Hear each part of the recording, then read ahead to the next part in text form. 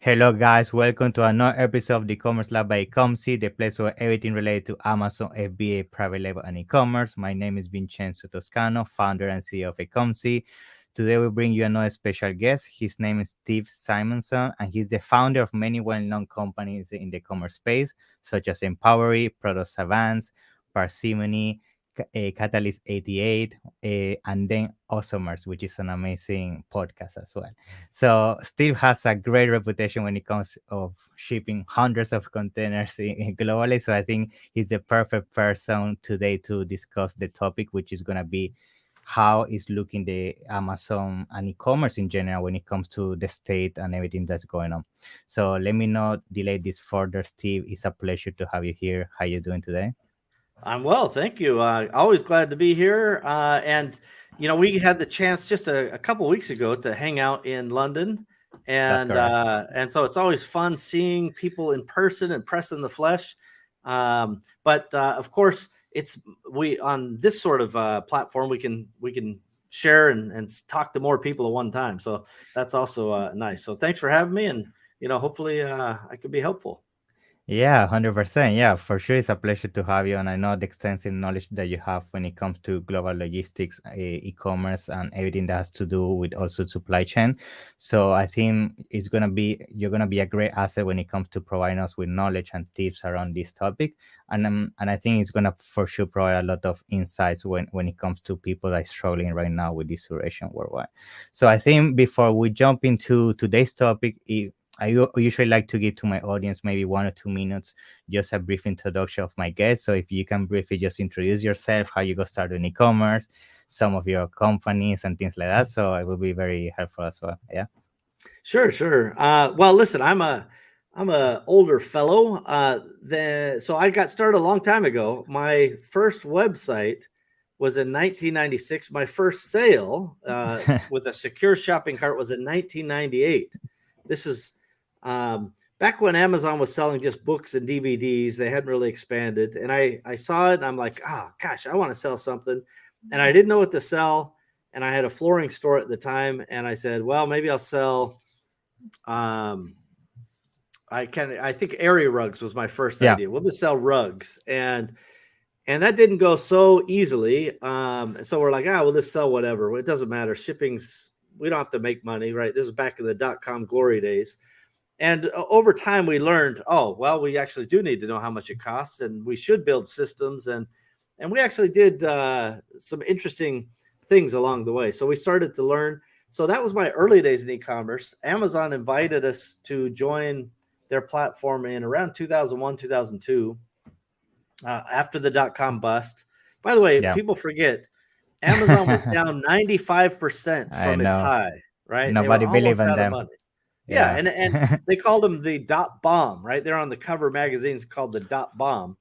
So Yeah. people in this world of tumultuous financials and this and that, they don't always remember these things. So, but over time we started selling a few things, and I would say after 2009, 2010, FBA got really good, and so Yeah. Amazon really became a viable channel for us. And we're multi-channel, so we sell to big box retailers, we sell to distribution, we sell D2C on our own websites, and we also sell on marketplaces, which includes Amazon.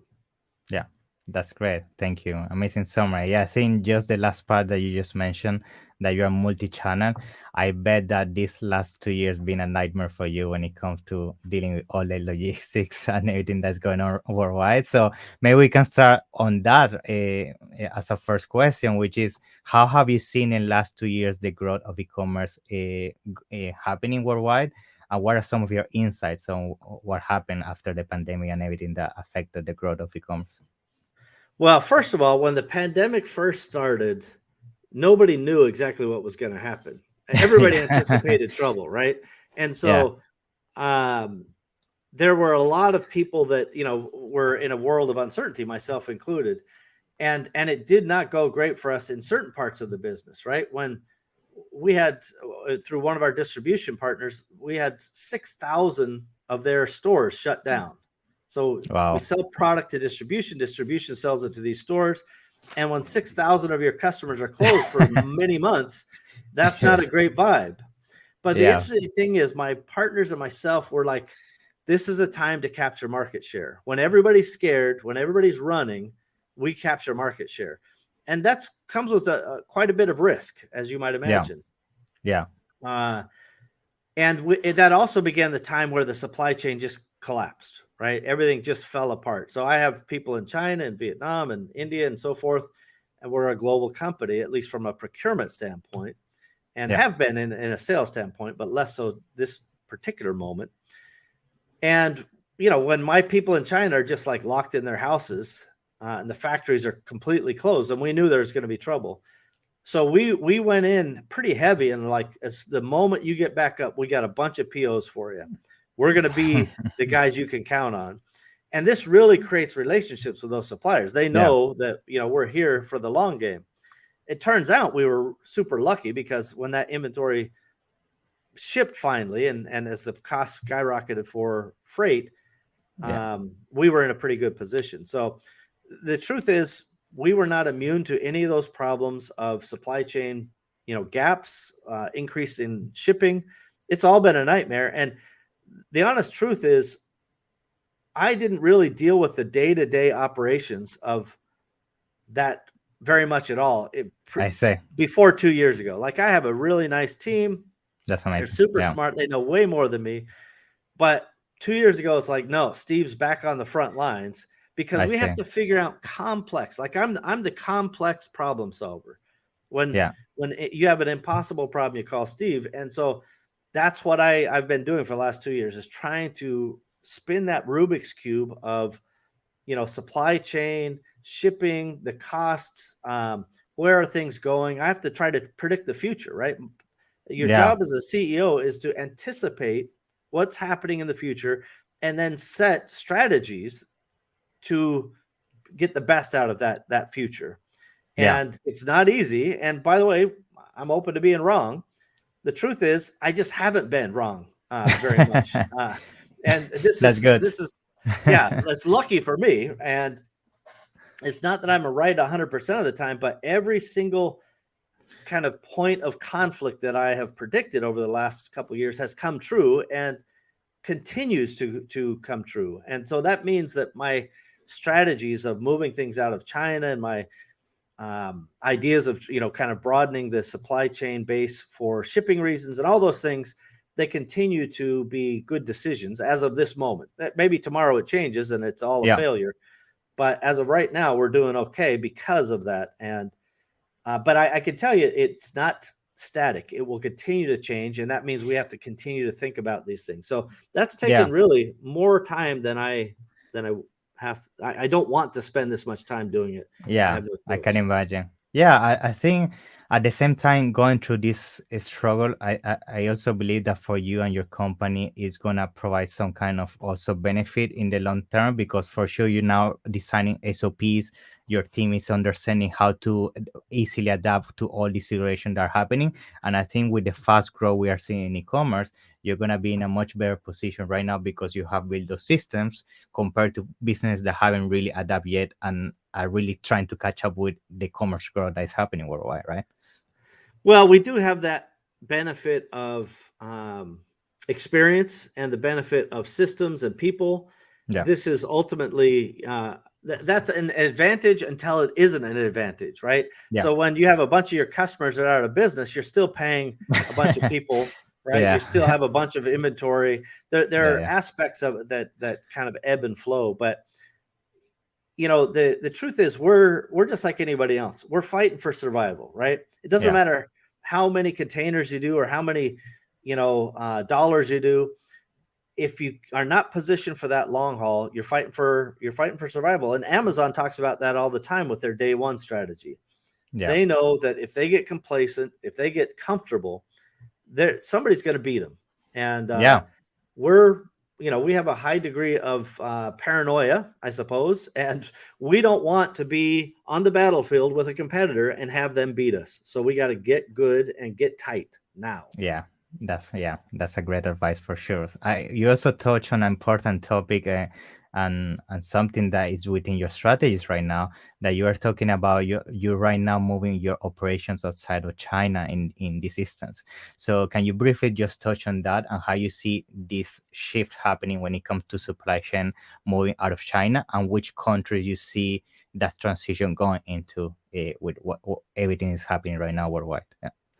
Well, first of all, this is not an easy answer. Anybody who tells you it is doesn't know what they're doing. That's good. So we've been trying to move the supply chain for years, since 2017, basically.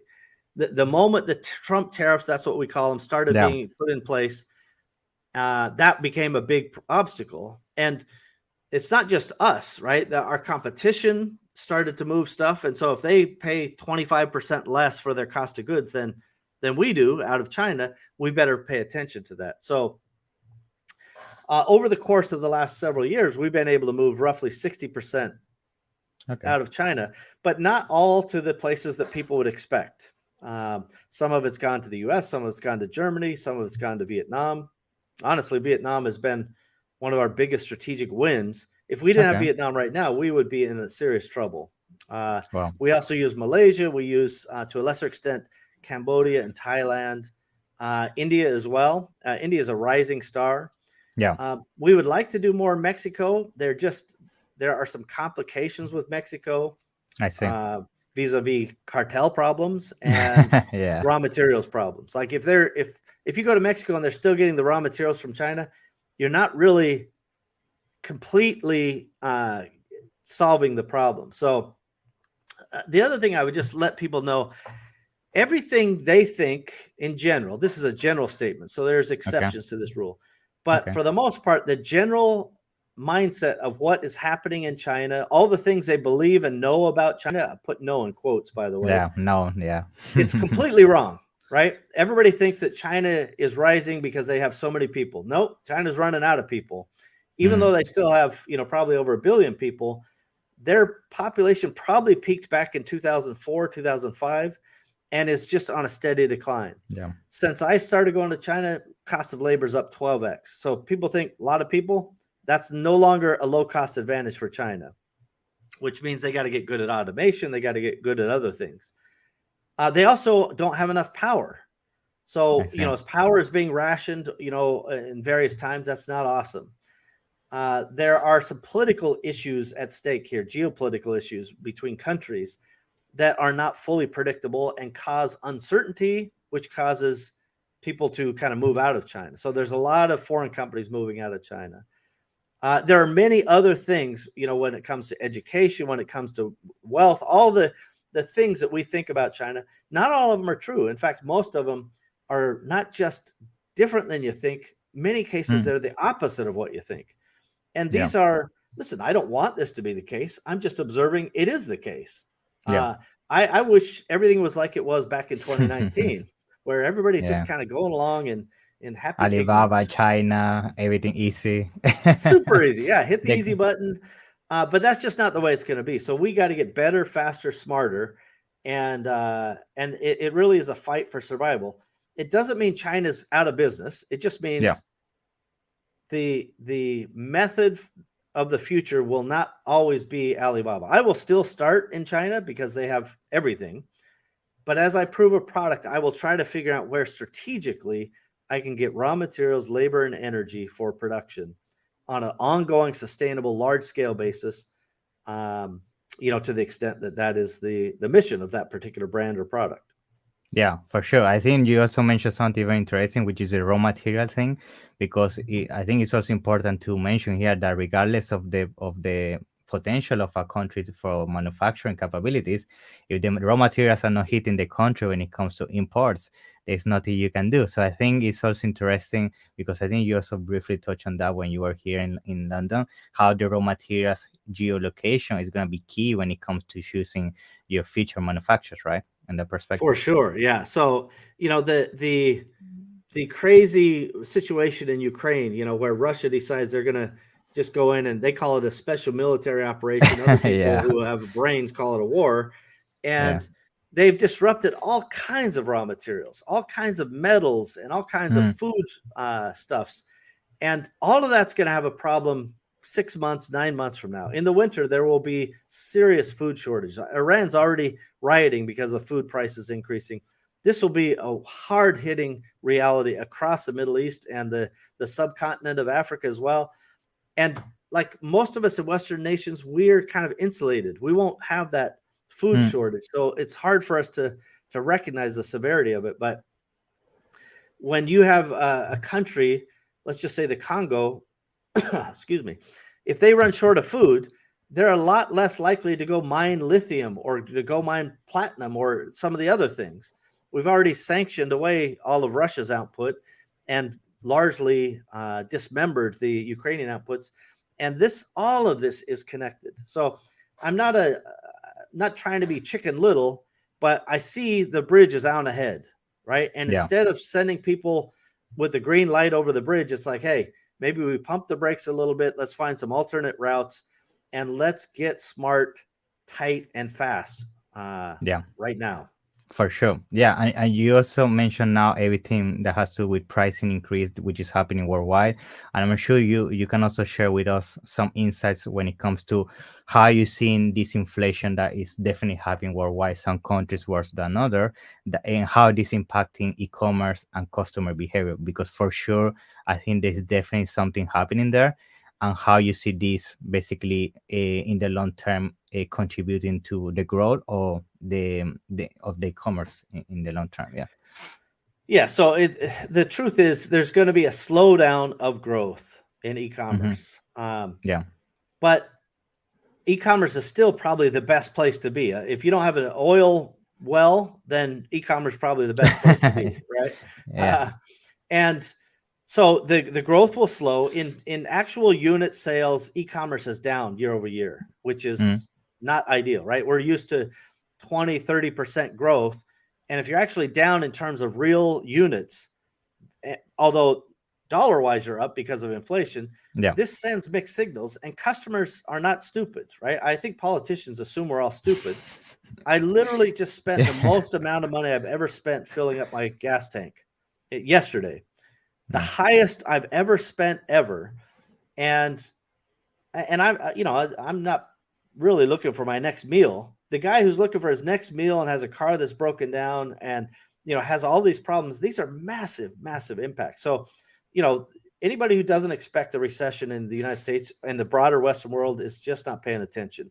There will be a recession. There will be changes in patterns, and the consumption patterns that we've come to predict will be just different. Some things will win, some things will lose. And so I can't, say, like, oh, you shouldn't sell anything or you should just hunker down in a bunker. That's not what I'm saying. I'm saying prepare for change. It's inevitable. Inflation's getting everybody everywhere. And I don't see it slowing down in the near future. The pace of growth may slow down, but I think it's still going to grow for at least the next several months, if not through the end of this year in Western worlds. Yeah, for sure. And I think what is also very curious is that regardless of this situation that's happening worldwide, we still see big players coming into the space and trying to really win the crown when it comes to e-commerce. I mean, we're seeing Walmart how it's pushing very hard in the States to try to really compete with Amazon. So how are you really seeing this evolving in terms of the competition? And if you even see Walmart being able to overtake Amazon in the long term when it comes to this e-commerce war right now? Well, the truth is, I don't know if Walmart will be a contender or not, right? I mean, they're big, but they're not a cornerstone of people's businesses today because they haven't yet ironed out the wrinkles. I'm sure not just for Walmart, but for TikTok or Facebook or Google or anybody to be a legitimate contender against Amazon. Competition makes everybody better. Now, if you're the monopolistic leader, why in the world would you want competition, right? I get it. Yeah. If I was that guy, I would be trying to do everything I could to, keep out the riffraff. But the truth is, for sellers and for customers, competition is largely beneficial. And so, although I don't know who the winners will be, I hope that Walmart will get their ducks in a row and do better. And I expect some of these other marketplaces that will emerge to be more impactful in the future than they are today. But as long as the consumer is kind of mentally trained, like I want my Prime, then that's the brilliance of Amazon. They have really done a wonderful job at making Prime like a utility. Yeah, I just buy Prime, Yeah. and then the problem is, and I'll be honest, I just killed my Prime. It ends in July because it used to be 2 days shipping or faster was on Yeah. Amazon. Now it's like we'll ship it whenever we damn well please, right? Which is That's not so correct. good. And Yeah. so I'm actually like I would love to switch to Walmart, and I'm going to give it a shot. I'm going to give it a try. I've tried to buy some things at Walmart, and Walmart Plus is actually quite compelling when it comes to shipping. Um, Yeah. and they're actually losing money on some of these shipments for sure. But I do Yeah. believe that, over time, if they can start to build up some scale, maybe that's viable. So the truth is, in 10 years, I don't know if Amazon will be number one. I kind of doubt they will be because things change. I see. But I don't know who will take their place. And I don't think we've seen a good enough competitor show up yet. I see. But I think which is also maybe good to bring to the table is that regardless of if Amazon right now is the best one or Walmart is going to be eventually in the future, I think for sure, based on the whole competition that is coming to the market, so many retailers trying to jump online, I think that right now being just on Amazon is not enough. Maybe do you think that being cross-platform in 2022 is definitely needed to succeed in e-commerce? Well, it's a two-part question, right? So should you be cross-platform? Maybe. It depends if you're worth a damn on one channel yet or not. Yeah. And if you're not, Yeah. then get good at that channel. Like you should have some level of proficiency. I really think people should be doing around $1 million a year before they get too complicated. Yeah. And so that means $83,000 a month. If you're doing less than $83,000 a month on Amazon, you're probably not ready to cross I see. anywhere. And that's because all of these things take time and energy and effort. And so the opportunity cost that you'll face trying to get good at some of these other platforms, short term will definitely not be as worth it as putting energy into your main platform. Now, long term, especially if Amazon cuts you off 3 months from now for some unknown reason, maybe it's right or maybe it's wrong, we don't know. Long term, it's definitely better for you, especially if you own that relationship with the customer on your own website and so on and so forth. So there are parts of it, but I really think a sufficient level of scale is a reasonable concept before you jump That's into right. other channels. And I would highly advise people stop spinning up 5 or 6 different brands until I know. if Yeah. you're not doing $10 million on a single brand, then pump the brakes and get back to basics and just make that one brand a winner. And if it's not a winner, kill it, sell it, do something, until you can find and you can go to 10 million on a single brand, then start coming up with other brands. Amazing. Ideas are easy. Execution is hard. Yeah, great advice, 100%. That's amazing, Steve. I think now, for sure, to start concluding today's episode, I think the last question I usually like to give to my guests is there any other extra tip or how they call in the Amazon community a gold nugget that you can provide when it comes to tips to help our audience when it comes to, riding the wave of everything that's happening worldwide in e-commerce and try to really survive all the challenges that we just discussed and be able to succeed in the long term? Yeah. Well, I tell you, there's no higher investment than investing in yourself. In my experience, if you spend time getting yourself better, more educated, whether it's books or podcasts or a combination of those, training yourself as a CEO and being a good leader, like I don't think people spend enough time on it. They get a little traction on Amazon. I've seen some brilliant people treat their team like tissue paper. Like they I can know. just go through it, and that the people are the problem, not them. Believe me, it's the CEO entrepreneur who doesn't know what they're doing. And I really encourage you, invest in yourself. That is intellectual equity that nobody can take from you.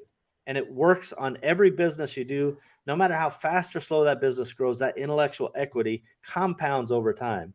And I've found it to be not just valuable for myself, but countless entrepreneurs that I've crossed paths with over the decades. Amazing. Thank you very much, Steve. I want for sure thank you once again for coming today. I know you're a very busy man. All the knowledge you dropped today, the insights, everything, I'm sure that our audience are going to find it very helpful. But before we close today's episode, I want to give you for sure a few minutes so you can share with your audience how they can reach you if they want to find out more about what you do and, send you maybe a message and get in contact with you. Yeah. Yeah, well, hopefully they won't send me messages because I get enough of those. But I Yeah. really, if people want to hear my crazy rants, they can go to the awesomers.com podcast, available at all your favorite podcasting places or the website awesomers.com. Product savants is something that Kevin King and I do to try to solve the number one and number two problems that entrepreneurs face, which is A, coming up with an idea, and B, having it economically sourceable. We solve both of those problems. Empowery is a nonprofit volunteer effort that I started, but it's picking up its own steam. If you're in e-commerce, it's like a trade association, it's like a buying group, and it's like a community all wrapped in one. Yeah. It's the Amazing. ABCs of e-commerce. Go check it out, get involved, give to your community, give before you take, right? That's Be correct. awesomer by giving before you take. And that's just a way of life, for me on a good day, and on bad days I take an angry nap, and then I reset and I try to be better. So Yeah. but that's the best ways to find me. And by the way, as an example, this week on Awesomers we have a live hangout. I'll be on there with a bunch of other cool people, and we'll be sharing free with the community Yeah. best practices and efforts live. Amazing. Yeah. I'm gonna make sure to join for sure. Can't wait. Great, Steve. So thank you once again. Definitely let's keep in touch and looking forward to have you on the next one for sure. Okay. Thank you, Take Vincenzo. care.